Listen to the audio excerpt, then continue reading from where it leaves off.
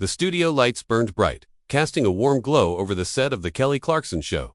The audience buzzed with anticipation, their murmurs filling the air as the crew adjusted cameras and checked sound levels. Kelly Clarkson stood off stage, her signature smile in place, but her eyes darted toward the green room where her next guest waited. Prince Harry, the Duke of Sussex, was no stranger to high-profile interviews, but this booking had raised eyebrows. From the moment it was confirmed, his team had been cagey, insisting on pre-approved questions, which wasn't Kelly's style.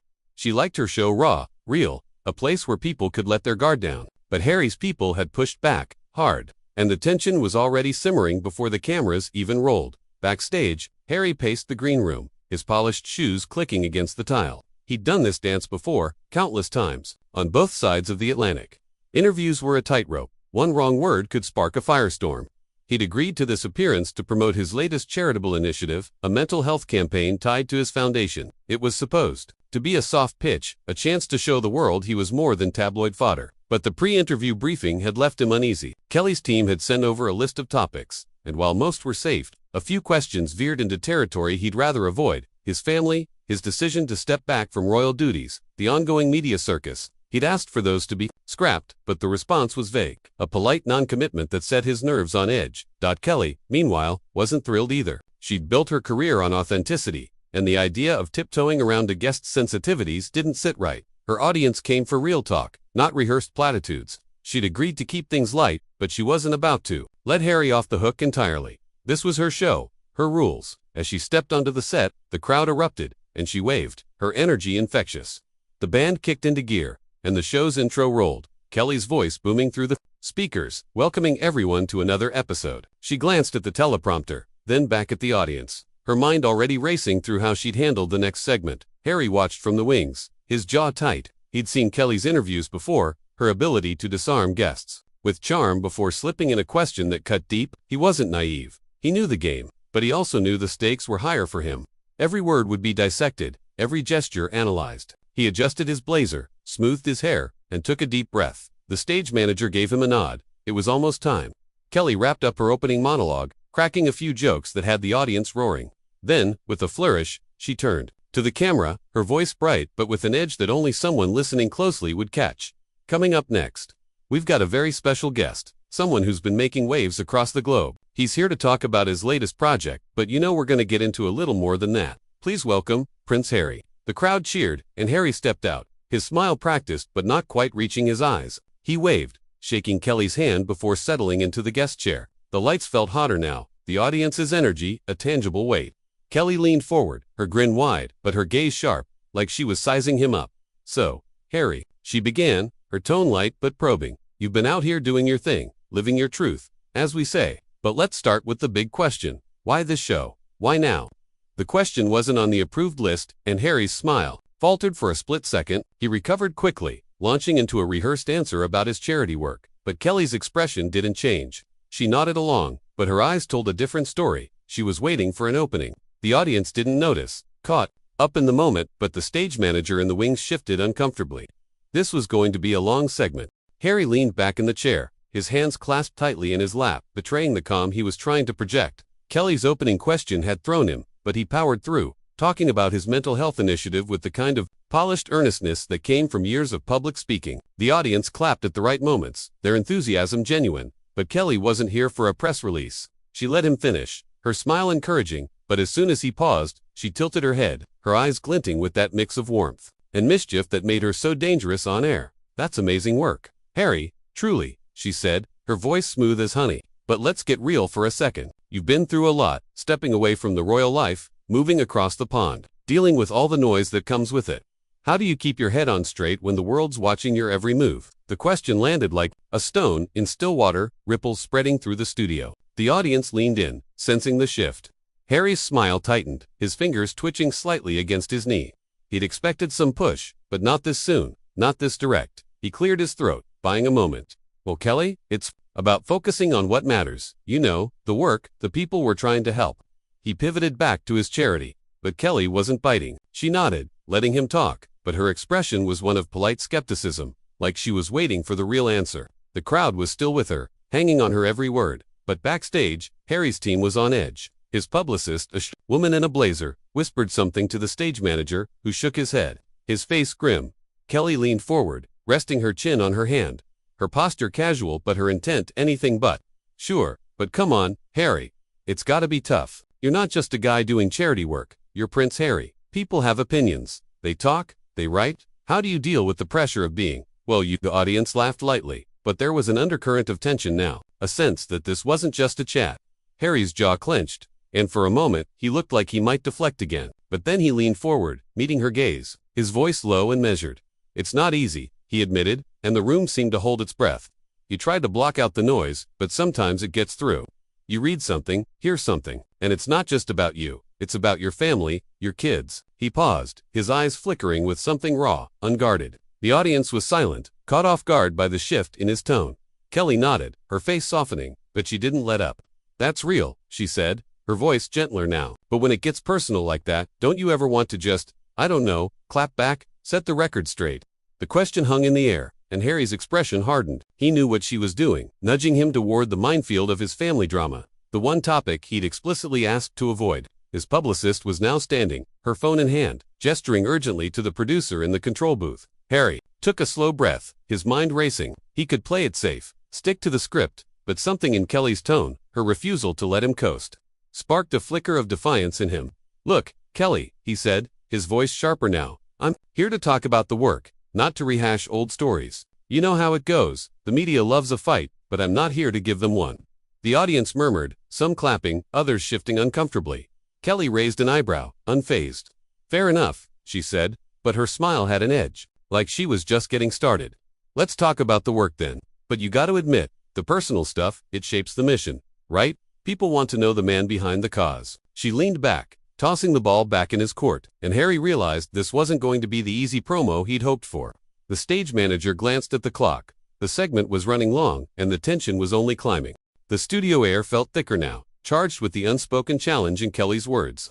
Harry sat rigid, his hands gripping the arms of the chair, his eyes locked on hers. The audience, sensing the shift, held their breath, their earlier enthusiasm replaced by a quiet intensity. Kelly's question about the man behind the cause wasn't just a prompt. It was a gauntlet, daring him to peel back the polished exterior. Harry's instinct was to deflect, to steer the conversation back to safer ground. But the way Kelly leaned in, her gaze steady and unyielding, made it clear she wasn't letting him off that easily. I think the work speaks for itself, Harry said, his voice clipped but controlled. The mission is about helping people, giving them tools to cope, not about my personal story. He forced a smile, but it didn't land. The audience clapped politely, but their energy was waning, as if they could feel the conversation teetering on the edge of something bigger. Kelly tilted her head, her expression a mix of empathy and skepticism, like she was weighing whether to push harder or pull back. She chose to push. Absolutely. The work's incredible, she said, her tone warm but pointed. But people connect to stories. Harry, they see you,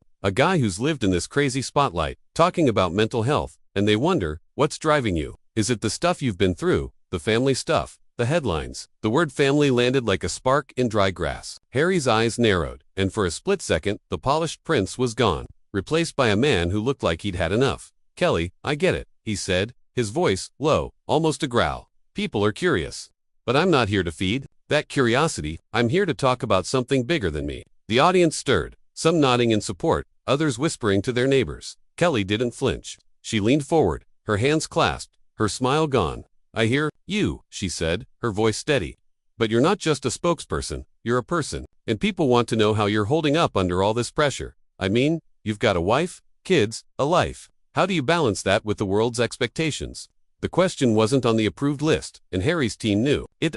His publicist was now in the control booth. Her face flushed as she argued with the producer, her gestures sharp and urgent. The stage manager hovered near the set, his earpiece buzzing with instructions, but Kelly wasn't looking at him. She was focused on Harry, her eyes searching his face for a crack in the armor. Harry took a deep breath, his fingers digging into the chair. Balance is tough, he said, his tone measured but strained. You prioritize what matters, your family, your work. But it's not a story I'm here to sell. I'm not here to talk about my life for clicks or headlines. The audience was quiet now, the earlier cheers replaced by a tense silence. Kelly nodded slowly, but her expression didn't soften. I respect that, she said, but her voice had an edge, like she wasn't done. But let's be honest, Harry, the headlines are part of your reality. You can't escape them. So when they get it wrong, when they twist your story, don't you ever want to just, I don't know, tell your side? The question was a direct hit, and Harry's composure slipped. His eyes flashed, and he leaned forward, his voice rising for the first time. "My side," he said, his tone sharp enough to cut through the studio hum. "My side gets twisted the second it leaves my mouth. You think I don't know how this works? I say one thing, and tomorrow it's a war with my brother or a crisis with my wife. I'm done playing that game." The audience gasped, a low ripple of shock spreading through the crowd. Kelly's eyebrows shot up, but she didn't back down. "So you're saying you're done talking about it altogether?" she pressed, her voice calm but relentless. "Because it sounds like there's a lot you want to say."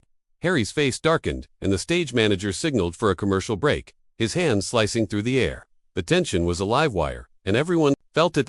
The stage manager's signal hung in the air, but the cameras kept rolling, the red lights unblinking. Harry's words echoed in the studio, sharp and raw, a rare glimpse of the man beneath the title. The audience was frozen, their eyes darting between him and Kelly, who sat unfazed, her hands still clasped, her gaze locked on his. She hadn't expected him to snap like that, but now that he had, she wasn't about to let the moment slip away. The control booth was chaos. Harry's publicist now shouting into her phone, the producer gesturing wildly, but Kelly ignored the frenzy. She knew live TV, knew the power of a moment like this, and she wasn't cutting to commercial just yet. "Wow, Harry," she said, her voice low, almost intimate, like they were the only two in the room. "That's real, and I get it. The media can be a beast. But when you say you're done playing the game, what does that mean? Are you saying you're done talking, period, or just done with the way it's been twisted?" The question was softer than her last, but no less pointed, a scalpel instead of a sledgehammer. Harry's eyes flicked to the audience, then back to her, his chest rising and falling as he fought to regain control. He knew he'd slipped, let his frustration show, and now he was cornered. "I mean, I'm done letting other people write my story," he said, his voice steadier now but still laced with edge. "I came here to talk about mental health, about helping people who feel trapped, because I know what that feels like. But every time I open my mouth, it's not about the work, it's about some drama someone else made up." He leaned back, his hands unclenching slightly, but his posture was still tense, like a spring coiled too tight. The audience murmured, some nodding, others whispering.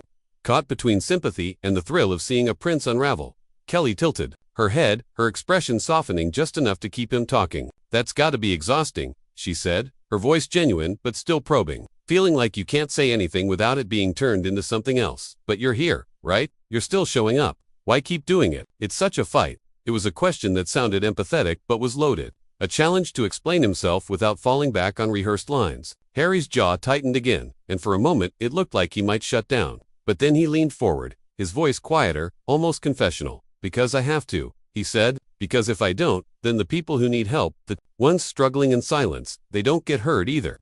That's why I'm here, Kelly. Not to talk about my family or my past, but to do something that matters." The audience broke into applause, louder than before, a wave of support that seemed to catch him off guard. He glanced at them, his expression softening for the first time, but Kelly wasn't done. She nodded, letting the applause fade, then leaned in closer, her voice dropping to a near whisper. "That's powerful," she said, "but let's be real, Harry, the personal and the mission, they're tied together. People see you, your life, your choices, and they feel inspired, or they judge. How do you handle the judgment? The stuff about your family, your brother, your dad? That's gotta hit hard."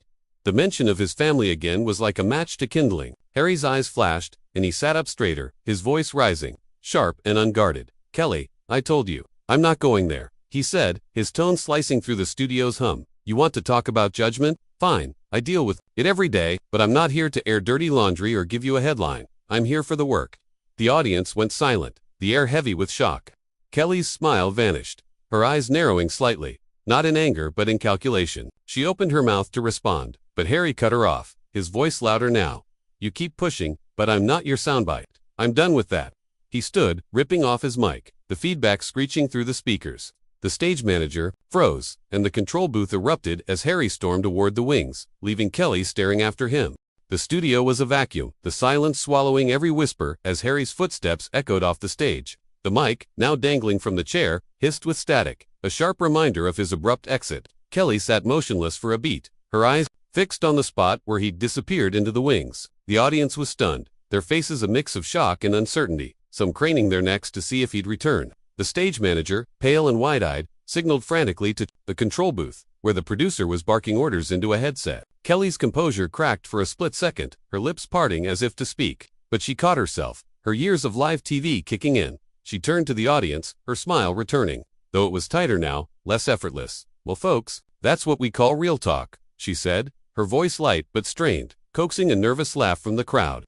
"Let's take a quick break and we'll be right back with more." The band struck up, the cameras panned to the cheering audience, and the show cut to commercial. The transition as smooth as could be managed under the circumstances. But backstage, it was pandemonium. Harry's publicist was in the producer's face, her voice a low furious hiss, demanding to know why Kelly had ignored the agreed boundaries. The producer, sweat beading on his forehead, tried to explain, but she wasn't listening, already dialing her phone, likely to alert Harry's team back in California. In the green room, Harry stood with his hands on his hips, his breathing heavy, his face a storm of frustration and regret. He hadn't planned to walk off, hadn't meant to let it escalate, but Kelly's relentless prodding had hit a nerve he couldn't ignore. He knew the optics were bad. A prince storming off a daytime talk show wasn't exactly the headline he'd wanted. His aide, a quiet man who'd been with him for years, hovered nearby, offering a bottle of water and a cautious, "You all right, sir?" Harry waved him off, pacing again, his mind replaying the moment he'd stood up, the screech of the mic, the collective gasp of the audience. He'd wanted to take control, to shut down the narrative, but now he wondered if he'd just handed the media a fresh scandal on a silver platter. Back on set, Kelly was in a huddle with her team, her voice low but firm. "We didn't do anything wrong," she said, her hands gesturing sharply. He knew this was live TV. He knew we'd ask real questions. The stage manager nodded, but his eyes were on the clock, the commercial break ticking down. The producer, still frazzled from the publicist's tirade, suggested cutting the segment entirely, but Kelly shook her head. "No way," she said. "We're not sweeping this under the rug. People saw what they saw. We address it." Her team exchanged glances, unsure if she was making the right call. But Kelly was already turning back to the set, adjusting her blazer, her jaw set. As the break ended, the band played the show back in, and Kelly took her spot. Her smile brighter now, but her eyes carried a flicker of defiance. "Welcome back, everybody," she said, her voice steady, commanding the room. "So, that was a moment, huh? Look, we try to keep it real here, and sometimes that means things get heated. Prince Harry's got a lot on his plate, and we respect his passion for his work. We're gonna keep this show moving. But I want to say, I hope he knows this is a place where people can speak their truth." The audience clapped, some hesitantly, others with enthusiasm, sensing her attempt to smooth things over without backing down. Backstage, Harry's aide was now on the phone, relaying the situation to someone higher up, his voice low and urgent. Harry caught snippets, words like damage control and press statement, and his stomach twisted. He hadn't come here for this, hadn't wanted another fire to put out. But as he glanced at a monitor showing Kelly addressing the audience, her words about speaking his truth hit him hard. For a moment, he wondered if he'd made a mistake, if he should go back out there and finish what he'd started. Harry stood frozen in the green room, the monitor's glow casting shadows across his face as Kelly's words lingered in the air. Her invitation to speak his truth felt like a challenge, a dare to return and reclaim the narrative he'd just abandoned. His aide, still on the phone, glanced at him, his expression a mix of concern and urgency, but Harry barely noticed. His mind was a tug of war, one side screaming to leave, to get out before the situation spiraled further, the other pulling him back to the stage where he could still salvage the interview and refocus on his mission. He ran a hand through his hair, his pulse hammering as he weighed his options. The aide hung up, stepping closer.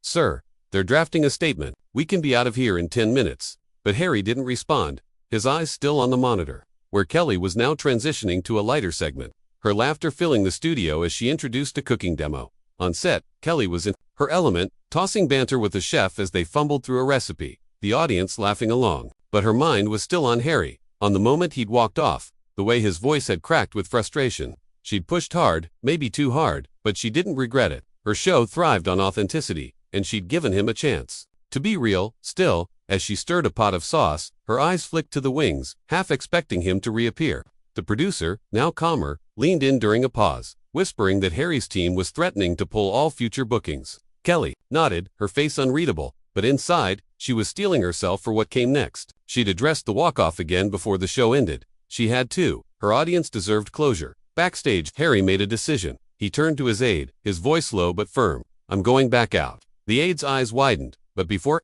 he could protest, Harry was moving, striding toward the stage with a purpose that hadn't been there before. The stage manager, caught off guard, scrambled to alert the control booth, his voice a harsh whisper into his headset. As the cooking segment wrapped, the audience clapping, Harry stepped into the wings, his presence sending a ripple through the crew. Kelly, mid-sentence, caught sight of him and froze, her smile faltering for a fraction of a second before she recovered. gesturing to the band to hold off on the next cue. "Ladies and gentlemen," she said, turning to the audience, her voice carrying a new weight, "we've got a surprise. Please welcome back Prince Harry." The crowd erupted, a mix of cheers and gasps, as Harry walked out, his expression resolute but less guarded than before. He took his seat, reattaching his mic with a steady hand, and met Kelly's gaze. "I owe you an apology," he said, his voice clear, cutting through the noise. "I walked off because I felt cornered, but that's not who I want to be. I came here to talk about something important, and I'd like to finish that." The audience roared, their support a wave that seemed to lift him. Kelly nodded, her smile genuine now, though her eyes still held that sharp curiosity. "I appreciate that, Harry," she said. "Let's do it. Tell us about the work, the mission, what's driving you."